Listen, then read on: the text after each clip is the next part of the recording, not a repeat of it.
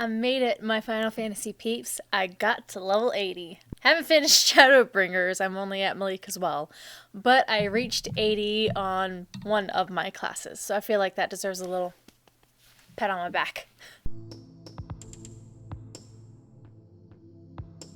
Hello everyone, I'm Bunny Bouncer and welcome to my rabbit hole of gaming and all things in the geekdom.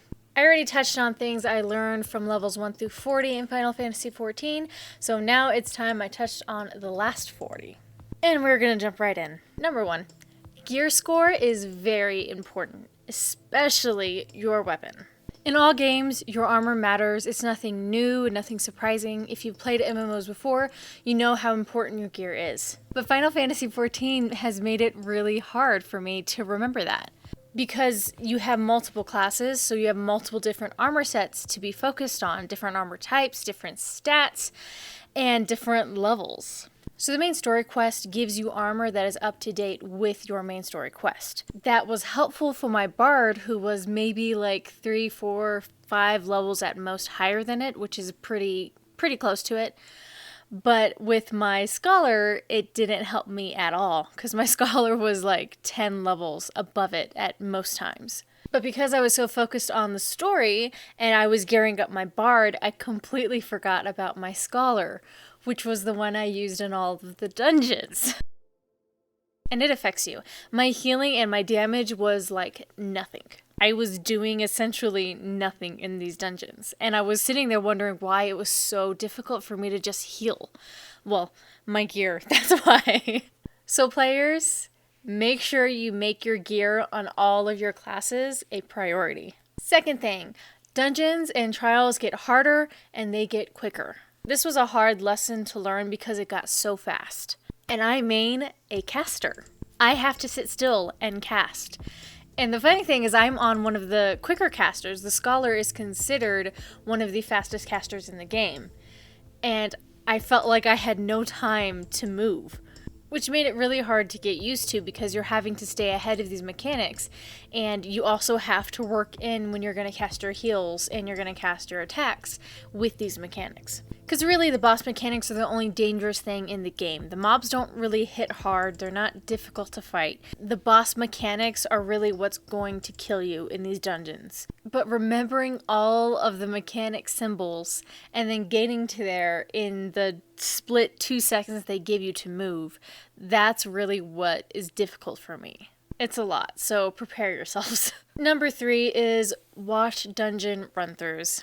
This is one I don't even like doing. I like my first experience seeing a dungeon or a trial being doing the dungeon and the trial. But as a healer, it's kind of important that I don't die throughout the whole entire thing. So watching the run-throughs just kind of gives me a little bit of a familiarity and a heads up to what I'm dealing with so that I can do my best and do well enough that the dungeon and trial runs smoothly. Number 4, save your challenge log and your extra stuff for your alt classes that are not doing your main story quests. I'm trying to level up a red mage right now, and it is so hard, so time consuming, and a lot of that has to do with the fact that I don't have the big experience for the main story quest, and I can only imagine how slow it would go if I didn't have my challenge log to go along with it. And when I'm talking about your challenge log, I'm mainly talking about, your fates, your leave quests, your wondrous tales, your PvP, your extra dungeons if you can. It gets every little ounce of extra experience you can to your lower level alts. Now, once you hit 70 and you do a Holminster switch with at least one of your characters, you will open up your trust, and that's really helpful too, because then you can just start doing the trust dungeons with your lower level alts.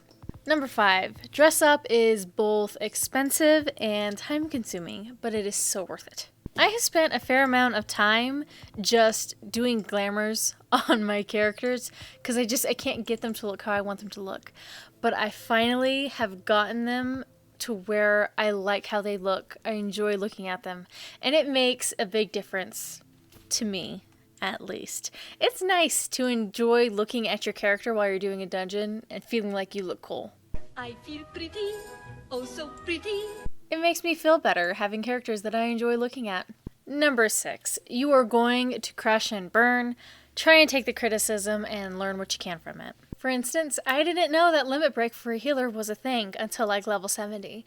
And then before I could look into it and actually figure out what the limit break was, or what it actually does, or how useful it was to me, the immediate trial I did afterwards needed a healer limit break, and I didn't know where it was.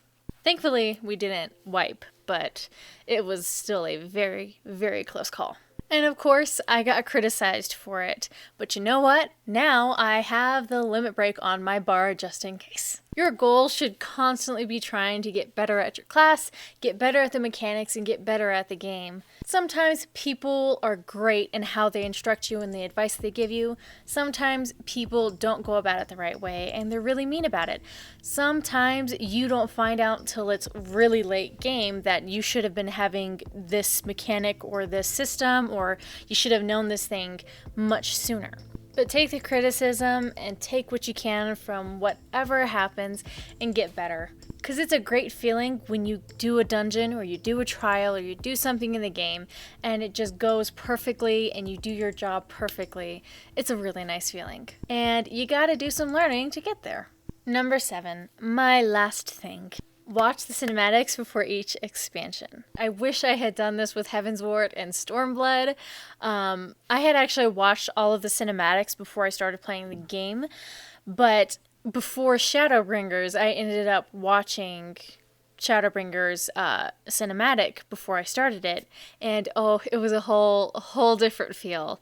When you understand things that are going on, and when you feel a connection to these characters that are in the cinematic, it's a whole other thing. It was so enjoyable for me. It was so enjoyable because you understand things differently, and it's like watching the trailer for this movie that you have been waiting for so long. It just really adds to the experience, and I can't wait till I'm done with Shadowbringers so that I can just hurry up and watch Endwalker, and I can have that feeling again with Endwalker. Comment down below and let me know if there's anything you learned throughout leveling in Final Fantasy XIV that you would like to share.